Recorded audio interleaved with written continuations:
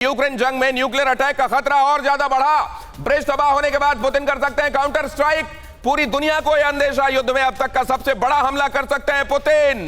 Bridge पर धमाके के लिए अमेरिका ने दिया इनपुट। ब्रिज पर अटैक के लिए अमेरिका ने हथियार भी दिए थे, यह भी सोर्सेज बता रहे हैं। अप्रैल मई में अमेरिका ने यूक्रेन को हथियार भेजे थे और यहां एक बार फिर से कोऑर्डिनेट्स दिया गया, इंटेलिजेंस दिया गया और बताया गया कि किस तरीके से यूक्रेन इसका इस्तेमाल करके उड़ा सकता है कर्च स्ट्रेट ब्रिज को। अगली अहम खबर देखिए, कर्च ब्रिज पर हमले के बाद क्रिमिया में अफरा तफरी, पेट्रोल पंप पर लगी गाड़ियों की लंबी लाइन। क्रिमिया में बड़े हमले की आशंका से खौफजदा लोग। पेट्रोल के अलावा खाने पीने की चीजों के दाम अचानक बढ़े। खाने पीने की चीजों के दामों में उछाल, लोग चीजों का स्टॉक करने में जुटे हुए और यहां इन सड़कों से इसी पसोपेश का, परेशानी का मंजर आप देख रहे हैं। जाहिर है इस अहम की लड़ाई में जो आम लोग पिस रहे हैं। ये अपने गांव से ही बिजनेस करके 100 करोड़ से भी ज्यादा का बिजनेस करते हैं। क्या आपको भी गांव से ही बिजनेस करना है? तो फ्रीडम ऐप को अभी डाउनलोड कीजिए। जीवन में जो असर पड़ रहा है उसकी गवाह ये तस्वीरें इस वक्त आप देख रहे हैं। ये तीनों अहम खबरें आपके सामने, ये तीनों तस्वीरें, और उसके बाद इस चर्चा को आगे बढ़ाऊंगा। यहां आपने देखा ये कर्च ब्रिज का नष्ट किया जाना। यह बताया जा रहा है कि इसके पीछे अमेरिका का हाथ हो सकता है। अमेरिका ने इसके लिए इंटेलिजेंस और कोऑर्डिनेट्स बिल्कुल वैसे ही मुहैया कराए हो सकते हैं। हथियारों के साथ साथ, हथियार तो खैर खुलने में दिए ही जा रहे हैं, जिस तरीके से मोक्स्वा को डुबाने के लिए यह काम किया गया था। यहां आप देख रहे हैं किस तरीके से स्टॉक करने में लोग जुटे हुए हैं, क्योंकि उनको लग रहा है आने वाले दिनों में खाने पीने के लाले ना पड़ जाएं। ये जो मेनलैंड से कनेक्ट करने वाला एक ब्रिज है वो तो जाहिर है अभी आने वाले दिनों में रिपेयर के लिए रखा जाएगा। और रूस का ये बहुत बड़ा नुकसान है। किस तरीके से नुकसान हुआ है और कितना बड़ा नुकसान है वो आपने देखा, इंश्योरेंस ने उस बारे में बताया है। लेकिन जरा ये समझने की कोशिश कीजिए, क्यों है क्रिमिया इतना महत्वपूर्ण?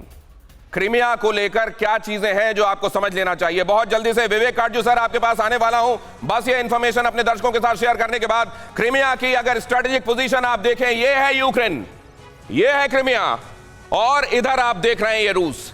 सबसे पहले तो ये समझ लीजिए कि ये सी ऑफ अजोव है, ये ब्लैक सी है और ये है क्रिमिया। क्रिमिया जो अब अभी रूस का हिस्सा है और इस क्रिमिया को इस रूस के मेनलैंड से जोड़ने, जहां पर इसकी धरती समाप्त होती है, इसकी धरती समाप्त होती है, बीच में समुद्र का हिस्सा, वहां कर्च स्ट्रेट में ये जो पुल बनाया गया है, यह इसी पुल पर, इसको और क्लोज कीजिए, इस जगह पर जो पुल बनाया गया है उस पुल पर ये अटैक। अब जरा इस पर आ जाइए, यहां पर इस तस्वीर को समझ लीजिए। अगर आपने मोटे तौर पर समझ लिया है तो इस पर ध्यान देना आपके लिए आसान हो जाएगा। ये है क्रिमिया, ये है रूस और उधर जो मैं आपको समझाने की कोशिश कर रहा था ये है वो कर्च स्ट्रेट ब्रिज, 16 किलोमीटर लंबा और इसको 2018 में जिसको पुतिन ने अपने देश को सौंपा था। ये कर्च स्ट्रेट, ये क्रिमिया, वो रूस और मेनलैंड को क्रिमिया से जोड़ने के लिए अब हर तरीके की सप्लाई के लिए, वो रसद की सप्लाई हो, वो इक्विपमेंट्स की सप्लाई हो या जवानों को भेजा जाना हो, ये कितना महत्वपूर्ण है वो आप समझ सकते हैं। अब जरा इसको क्लोजली देखिए, इसको जूम करके अगर आप इसको देखेंगे तो इसको समझ में आएगा कि क्रिमिया और रूस के बीच में ये जो पुल बनाया गया है इसमें दोनों ही चीजें हैं। इसमें रेल रूट है और साथ में रोड रूट है। जैसा मैंने आपको बताया, दोनों ही तरह के परिवहन के लिए, दोनों ही तरह के ट्रांसपोर्टेशन के लिए ये बेहद अहम और एक तरीके से समझ लीजिए ये लाइफलाइन।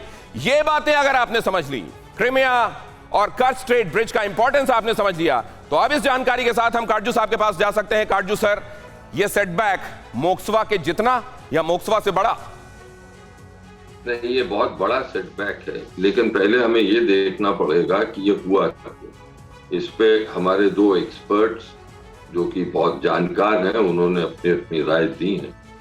लेकिन इससे बढ़ के जो खतरा है वो ये कि यूक्रेन की जो सेनाएं हैं वो आगे बढ़ रही हैं, रूस की सेनाएं उनका मुकाबला नहीं कर पा रही हैं। तो ये साफ जाहिर है कि बैटलफील्ड में, युद्ध के मैदान में पुतिन को नुकसान होगा। अभी तक, और इस बात पे आप गौर करें, अभी तक रूस की भूमि पर लड़ाई नहीं, अभी तक क्रीमिया की पे लड़ाई नहीं हुई है। मॉस्को का आपने जिक्र किया, वो अपनी जगह सही है, लेकिन अब पश्चिम के देशों ने, खासतौर से अमेरिका ने ये ध्यान दिया था कि लड़ाई जो हो वो सीमित रहे यूक्रेन की धरती, क्योंकि जब परमाणु हथियार से लैस देश आपस में लड़ाई करने लगते हैं तो फिर उसका डायमेंशन और हो जाता है। राइट। अब मुझे लग रहा है कि खतरा बढ़ रहा है। हाँ, ये और मुझे जो अब यादें आ रही हैं वो 1962 के क्यूबा मिसाइल क्राइसिस की यादें आ रही। क्या हम उस तरफ बढ़ रहे हैं? राइट। और अब इसीलिए ये जरूरी है कि राजनयिक रूप से रूस और अमेरिका में बातचीत हो। ये इंपॉर्टेंट बात, क्योंकि अगर वो नहीं हुई, राइट, क्योंकि यूक्रेन तो एक माध्यम, राइट, असल में तो जो है वो बड़े देशों की लड़ाई है। यूक्रेन तो माध्यम है। यूक्रेन तो माध्यम है। ये दो बड़े देश हैं जो आमने सामने हैं और इसलिए इनमें कूटनीतिक स्तर पर, राजनीतिक स्तर पर, राजनयिक स्तर पर बातचीत होनी जरूरी है। और यह भी कहना है काटजू साहब का कि मोस्कवा से बड़ा हमला है रशियन प्राइड पर, और यह भी कहना कि ये बड़े परमाणु देशों, शक्ति संपन्न देशों को आमने सामने ला देने जैसा है। एंड यही पॉइंट हम डिस्कस कर रहे थे कल, लेकिन तब तक इस रशियन प्राइड पर हमला नहीं हुआ था। और यह क्यूबन क्राइसिस जैसा है, यह भी कहना विवेक काटजू साहब का बहुत इंपॉर्टेंट। वो भी अक्टूबर का महीना था 1962 में, यह भी अक्टूबर है। ये अपने गांव से ही बिजनेस करके 100 करोड़ से भी ज्यादा का बिजनेस करते हैं। क्या आपको भी गांव से ही बिजनेस करना है? तो फ्रीडम ऐप को अभी डाउनलोड कीजिए।